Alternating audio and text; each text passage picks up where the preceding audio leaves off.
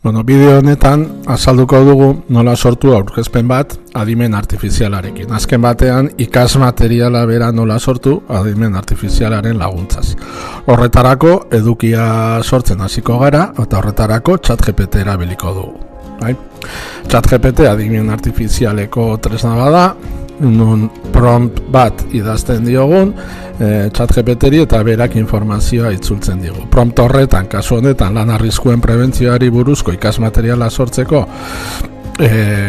eskatu diogun zehatzago lan arriskuen prebentzioan erabiltzen diren seinalei buruz eta hau da eman digun informazioa. Informazio horrekin gero zer egin behar dugu. Informazio hori kopiatuko dugu, ChatGPTek ematen digun informazio hori, eta eramango dugu beste aplikazio batera.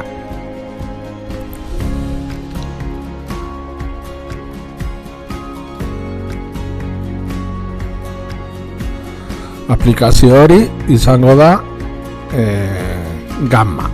Eta Gamma da aplikazio bat sortzen dituen adimen artifizialaren bitarte sortzen dituena aurkezpenak.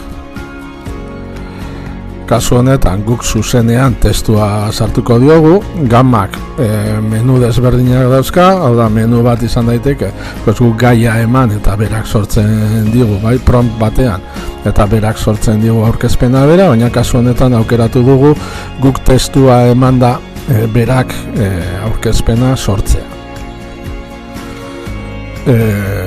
Testua igota gero Gammak eskaintzen digun menuan esaterako zehaztapen gehiago eman diezaiokegu, adibidez eta irudiak egokiago ateratzeko gu jarri diogu promptean sartu diogun testua euskaraz dagoela eta hori kontuan hartzea aurkezpena sortzen duenean, gero menutik aukeratu ditugu zenolako diapositiba motak nahi ditugun berak eskaintzen dizkigun aukeretatik,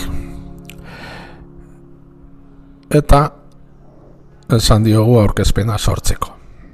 Orduan, kasu honetan, esan bezala, hori, lan arriskuen prebentzioan erabiltzen diren seinalei buruzko aurkezpena prestatzeko eskatu diogu.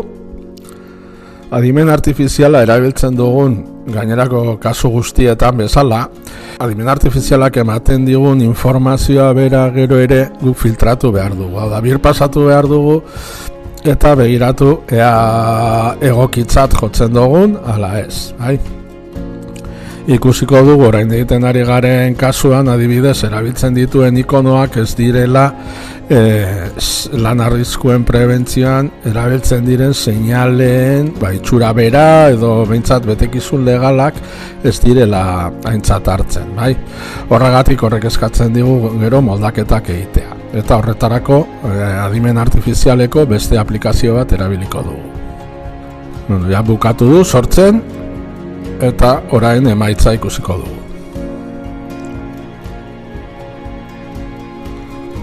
Eta hori ikusten da, seinaleek ez dituztela legezko arauak betetzen seinaletikari buruz.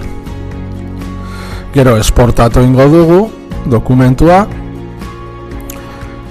Kasu honetan esportatuko dugu PowerPoint bat bezala, horrela eginda eukiko genuke aurkezpena, eta bakarrik faltako litzateke irudiak aldatzea. Horretarako Krea aplikazioa erabiliko dugu eta honi ere prompt bat eskatuko diogu. Orduan kasu honetan eskatu diogu seinaletan kontuan hartzeko bai piktograma, bai seinalearen forma eta bai koloreak, eta Kreak bi emaitza proposatzen dizkigu.